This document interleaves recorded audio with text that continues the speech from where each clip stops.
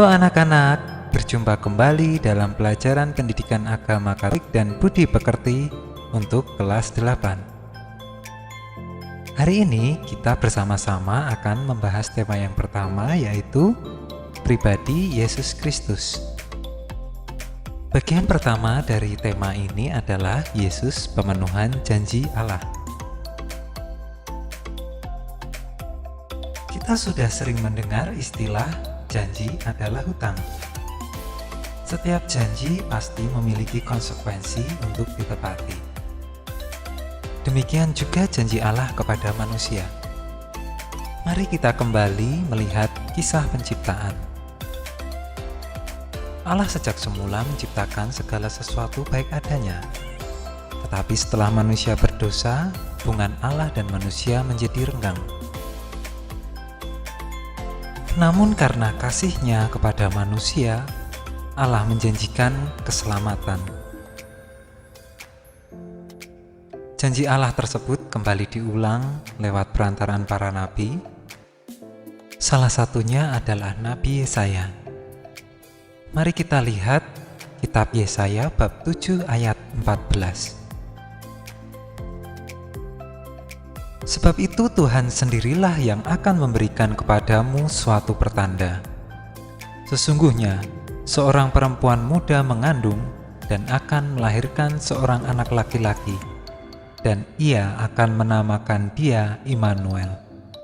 Nama Immanuel artinya adalah Allah beserta kita. Janji Allah itu terwujud dan digenapi dalam pribadi putranya, yakni Yesus Kristus. Jadi bagi kita umat Kristiani, kita percaya bahwa Yesus Kristus merupakan pemenuhan janji keselamatan Allah.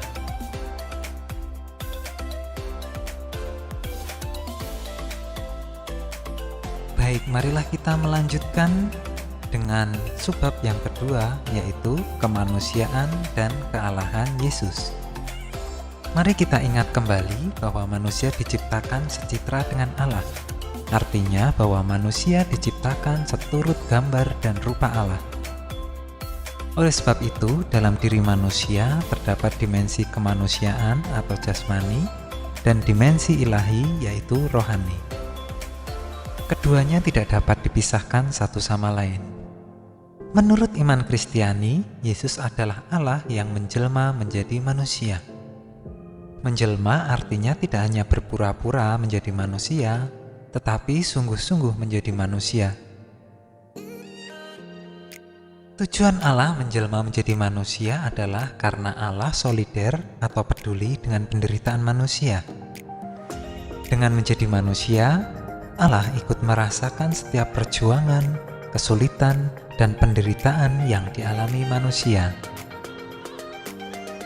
Namun Yesus Kristus tidak hanya manusia biasa. Yesus adalah sungguh manusia, tetapi juga sungguh Allah. Marilah kita melihat poin-poin tentang tanda-tanda kemanusiaan Yesus dan tanda-tanda kealahan Yesus.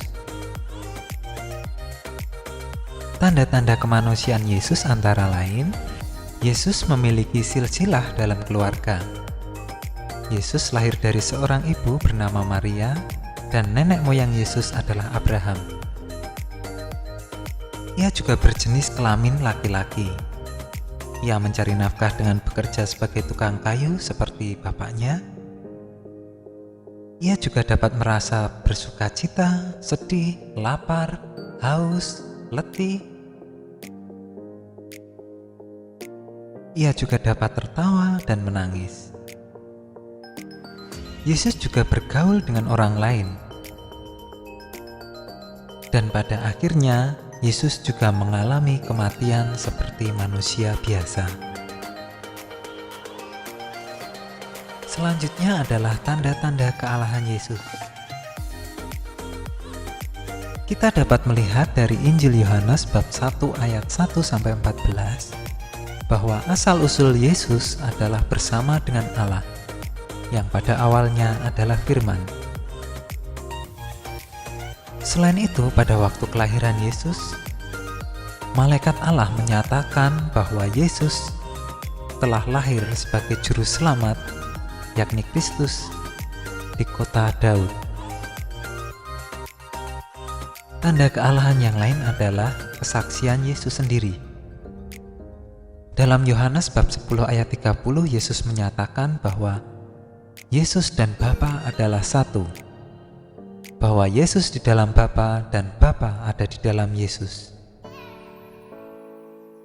Selain itu, tindakan Yesus juga menunjukkan bahwa Yesus sungguh Allah. Yesus mampu mengadakan mukjizat, contohnya menggandakan roti, menyembuhkan orang, bahkan ia mampu membangkitkan orang mati, dan ia sendiri bangkit dari kematian lalu naik ke surga. Baik, demikian pembahasan singkat tentang pribadi Yesus Kristus. Kita dapat mengambil kesimpulan sebagai berikut. Yang pertama, Yesus merupakan pemenuhan janji keselamatan Allah kepada manusia. Yang kedua, kehadiran Yesus sudah dijanjikan oleh Allah melalui perantaraan para nabi. Dan kesimpulan yang ketiga adalah Yesus Kristus hadir ke dunia sebagai penjelmaan Allah. Ia adalah sungguh Allah dan sungguh manusia. Baik, sampai di sini dulu pembahasan tentang tema yang pertama. Sampai berjumpa kembali di pelajaran pendidikan agama Katolik dan budi pekerti selanjutnya. Terima kasih, Tuhan memberkati.